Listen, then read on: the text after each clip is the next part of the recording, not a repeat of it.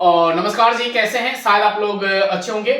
आज मैं आप लोग के सामने जो है बिहार डीएलएड इंट्रेंस एग्जाम की जो है सिलेबस के बारे में जो है बताने वाला हूं, वो भी स्पेशल जो है साइंस के सिलेबस के बारे में। आप सभी बच्चे जानते होंगे कि आप लोगों के लिए जो है मैं ऑलरेडी साइंस पढ़ाने वाला हूं। तो साइंस के मोस्ट इंपॉर्टेंट जो है चैप्टर कौन कौन से हैं जो आपके इंट्रेंस एग्जाम के लिए बहुत ही ज्यादा यूजफुल होने वाला है। तो पूरे अंत तक जो है वीडियो को वॉच कर लीजिएगा, पूरे अंत तक जो है वीडियो को देख लीजिएगा। चैनल पर पहली बार विजिट कर रहे हो तो चैनल को जरूर सब्सक्राइब करिएगा, साथ में बेल आइकन को जरूर प्रेस करिएगा, क्योंकि हमारी आने वाली पहली नोटिफिकेशन की वीडियोज होगी वो आपके पास पहुंचेगी और आप सबसे पहले जो है मेरी क्लास में शामिल हो जाइएगा।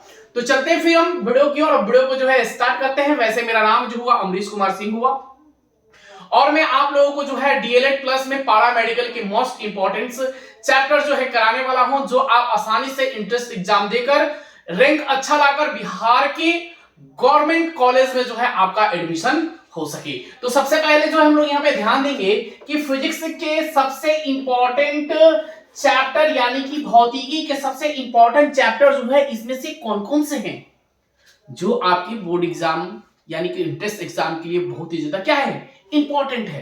तो पहले नंबर पे आप ध्यान रखेंगे, पहला हम लोग का है मात्रक। आप क्लास 9th में होंगे अगर, तो आप लोग को याद होगा कि लंबाई का मात्रक क्या होता है, विद्युत धारा का मात्रक क्या होता है, बल का मात्रक क्या होता है। वही चीज जो है हमें एक बार और रिपीटेड कर लेनी है। तो बिल्कुल ही आसान है यह चैप्टर मात्रक। उसके बाद हमें पढ़ना है गति।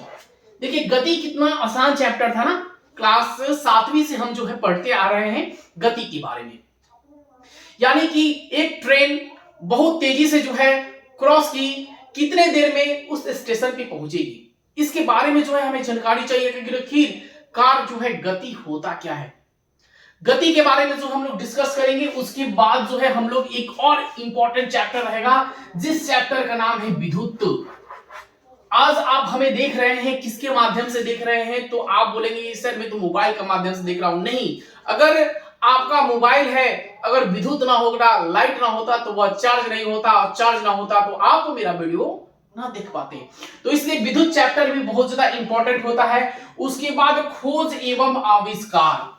अब आपसे बोला जाए कि आप मोबाइल में वीडियो देख रहे हैं तो मोबाइल का आविष्कार किसने किया था और कब किया था, यह क्वेश्चन हो सकता है आपके एग्जाम में। वैसे आपसे क्वेश्चन पूछा जा सकता है कि जीव विज्ञान के पिता को क्या कहते हैं, जीव विज्ञान का खोज किसने किया था, कोशिका का खोज जो है किसने किया था, मानव नेत्र में सबसे पहले सूक्ष्मदर्शी का प्रयोग किसने किया था। बहुत सारे ऐसे खोजकर्ता हैं और उनका नाम और कब किया गया है इसके बारे में हमें विशेष ढंग से जानकारी रखनी है। उसके बाद देखेंगे यहाँ पे अगला हम लोग को चैप्टर पढ़ना है कार्य, ऊर्जा एवं शक्ति। कोई भी कार्य जो है हम अपने किससे करते हैं, शक्ति के माध्यम से करते हैं, और शक्ति कब आएगा, जब ऊर्जा हमारे साथ होगी। तो कार्य को ऊर्जा के माध्यम से प्लस में हमें शक्ति की जरूरत पड़ती है, तब किसी भी काम को जो है हम आसानी से कर देते हैं। तो हमें कार्य, ऊर्जा एवं शक्ति पढ़ना है, क्लास 7वीं से हम लोग पढ़ते आ रहे हैं। देखिए कि उसके बाद महत्वपूर्ण चैप्टर है गुरुत्वाकर्षण। आपने गुरुत्वाकर्षण चैप्टर पढ़ा होगा कि आम के पेड़ से जो है पत्ता नीचे की ओर गिरता है, किसके कारण गिरता है, तो आप तुरंत जवाब देंगे कि सर गुरुत्वाकर्षण के कारण गिरता है।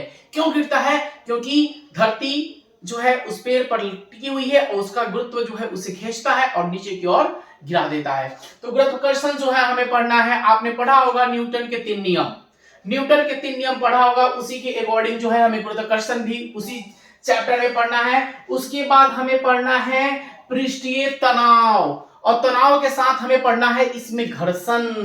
दो सतहों में जो है अगर घर्षण रगड़ होती है उसे हम क्या कहते हैं, घर्षण कहते हैं। तो इसके बारे में जो है हमें विशेष ढंग से स्टडी करनी है। उसके बाद जो है हमें देखना है तरंग गति।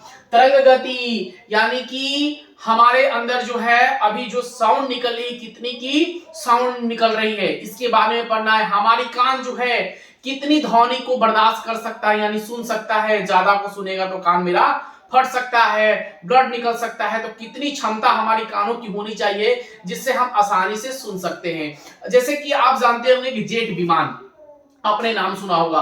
अगर जेट विमान आपने देखा है उसे उड़ते हुए देखा है तो उसकी आवाज जो है आपके कानों तक अगर नजदीक से जाती है तो कान से आपका ब्लड निकलना शुरू हो जाएगा, क्योंकि कान उतने आवाज को जो है एब्जॉर्ब नहीं करता है। वह लगभग जो है 25,000 हर्ट्ज के ऊपर जो है उसकी आवाज आती है। उसी प्रकार जो हमें पढ़ना है प्रकाश। प्रकाश किसे कहते हैं, प्रकाश क्या है, प्रदीप्त वस्तु क्या होती है, प्रदीप्त वस्तु क्या होती है, प्रकाश की किरण पुंज क्या होती है, किरण पुंज क्या होता है, प्रतिबिंब क्या होता है, वास्तविक प्रतिबिंब क्या होता है, आभासी प्रतिबिंब क्या होता है ना। इस सभी प्रकाश के अंतर्गत आएगा। प्रकाश के परावर्तन, प्रकाश के अपरावर्तन, ठीक है, ये सभी चीजें जो है हमें प्रकाश के अंतर्गत जो है पढ़ना है। ओके, अब सबसे इंपॉर्टेंट फिर हमें क्या पढ़ना है, तो बायोलॉजी पढ़ना है, यानी कि जीव विज्ञान पढ़ना है। जीव विज्ञान में सबसे पहले हमें पढ़ना है पादप हार्मोन, यानी कि पेड़ पौधे से लेकर पेड़ पौधे से जो है हार्मोन के बारे में हमने जानना है कि पेड़ पौधे की हार्मोन क्या कौन से होते हैं, कितने होते हैं।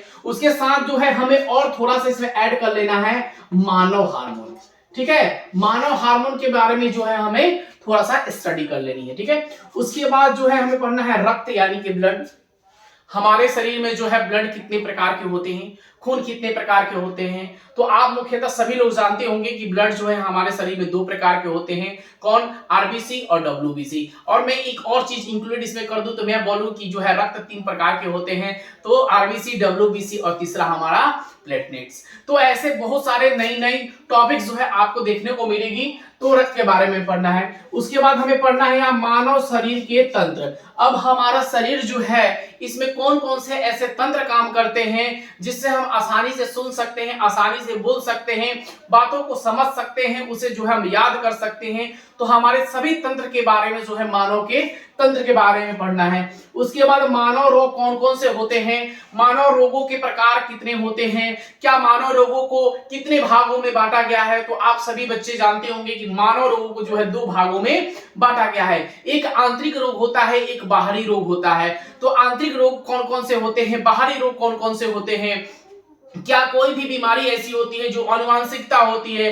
कोई बीमारी जो है बाहर से हमारे शरीर में प्रवेश कर जाती है। इस सभी बीमारियों के बारे में जो है, रोगों के बारे में जो है हम अच्छे से स्टडी करने वाले हैं। उसके बाद पोषण जानते होंगे, किसी भी जीव को जीने के लिए जो है पोषण की आवश्यकता पड़ती है, खाद्य पदार्थ की आवश्यकता पड़ती है। अगर हम भोजन को अच्छे से ग्रहण नहीं करेंगे तो जो है हमारे शरीर जो है बिल्कुल अच्छे ढंग से संतुलित बना नहीं रहेगा। तो इसलिए पोषण के बारे में पढ़ना है, पीएच के मान पढ़ना है और विटामिन के बारे में हमें पढ़ना है। यानी कि पीएच मान क्या होता है, दैनिक जीवन में जो है अभी आपका पीएच मान कितना होना चाहिए, दूध का पीएच मान कितना होना चाहिए, दही का पीएच मान कितना होना चाहिए, खट्टे पदार्थ का पीएच मान कितना होना चाहिए, ये सभी चीजें जो है हम लोग पढ़ेंगे। उसके बाद जो है विटामिन के बारे में पढ़ेंगे, कौन ऐसी विटामिन है जो जल में घुलनशील नहीं होती है, कौन ऐसी विटामिन है जो जल में घुलनशील होती है, विटामिन के क्या होता है, विटामिन सी क्या होता है, विटामिन ए से कौन कौन सी रोग होती है, विटामिन सी से हमें शरीर में क्या लाभदायक सिद्ध होती है। इस सभी चीज जो है हम लोग जो है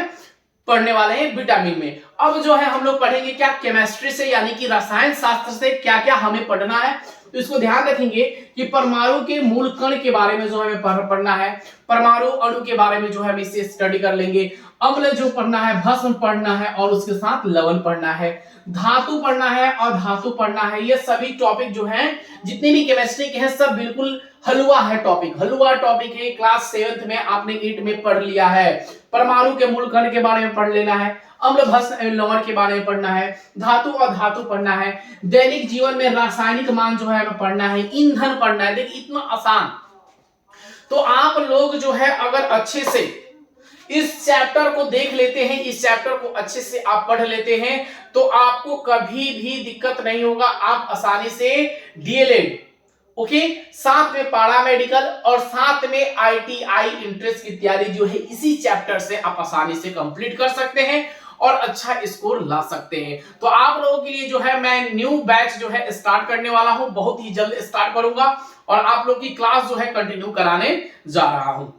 तो जैसे कि आप सभी जानते हैं कि मैं आप लोगों को मैथ, हिंदी और जो है अंग्रेजी का जो है विशेष तैयारी कराऊंगा। उसके साथ मैथ और रीजनिंग के लिए जो है आपके लिए स्पेशल एक सर को मैंने व्यवस्था किया है, वो सर आपको जो है मैथ और रीजनिंग कराएंगे। तो आप लोग की यह इंफॉर्मेशन वीडियो लगेगी तो आप अपने दोस्तों में इस वीडियो को जरूर शेयर करिएगा, जरूर शेयर करिएगा, जरूर शेयर करिएगा। Thank you so much, good night, शुभ रात्रि, बाय बाय।